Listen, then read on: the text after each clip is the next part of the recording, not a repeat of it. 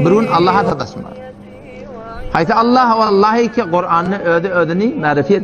Allahu la ilahe illahu. Allah şol zat ki şondan başka layık ibadet yok. El hayy Allah diri. El kayyum alem cehani saklap duran şol.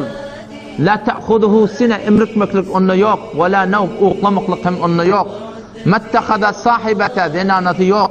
Ve la velede oğlanı hem yok. Yut'imu idriyan şol. Ve la yut'amu ol Allah idrilmeye. Ve la yet'amu Allah şeyli bir zat. İmiye kul. Huvallahu ahad. Ayet şol Allah yekta. Bir misal da. Allahu samad. Allah bir niyaz. Hiç kim muhtaç de.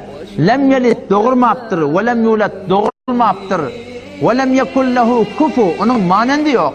Ahadun hiç kim. Ne farında dol. Leyse kemislihi şey. Onda nezirlik yok. Hiç bir zat şonyalık değil. Ve huves semi'ul basir. Allah şeneva ve bina. Allah nezir zatka. Allah aydıptır men nezirlerimi fikretmen deyip. Ve la yuhitune bihi ilme. Allah'ın ne yaparımlığını nezirlerini siz bilebilmersiniz deyip. Perçetin vadde Allah'ın kudreti görünüyor. Evin vadden Allah'ın kudreti, idin vadden Allah'ın kudreti, defeğin vadden Allah'ın kudreti, daş teoren Allah'ın kudreti görünüyor. Ama Allah aydıptır la tudrikul absar. Gözler Allah'ı görebilmiyor. Allah'ın kudreti görünüyor. Ve huve yudrikul absar. Ama şöyle Allah gözleri görüyor. Kudreti hem yerde belli. Yulicul leyle fin nahar.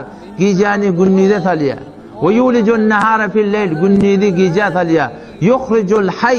Ölüp yatan yumurtkadan, denelerden, bir damca porsu sulardan, minel meyyiti, şu ölüp yatan dağıtlardan zirin çıkarıyor. Ve muhricul meyyiti minel hay. Ölüp yatan yumurtkanı, ölüp yatan deneleri, karpuzdan, kavundan ve tavuktan ölüp yatan yumurtkanı çıkarıyor. Yehabu limen yeşâ'u inâte halanına gıydı veriyor. Ve yehabu limen yeşâ'u zukur halanına oğul veriyor. Ev yüzdevvucuhum zukrânen ve inâte. Oradan oğul veriyor, gıydı veriyor, oğul veriyor, gıydı veriyor. Ve yec'alu men yeşâ'u akîme halan zinanasını. Akîmet ya, halan erkâdem istese, akîmet ya onun hem oğlan var. Vücuda gelinizde getirir. Kimet ya yekâ şobur Allah'ın işi. Kudreti hem yerde görünüp du. Şobur Allah'a bir gün tatasmalı. وشوقك زادي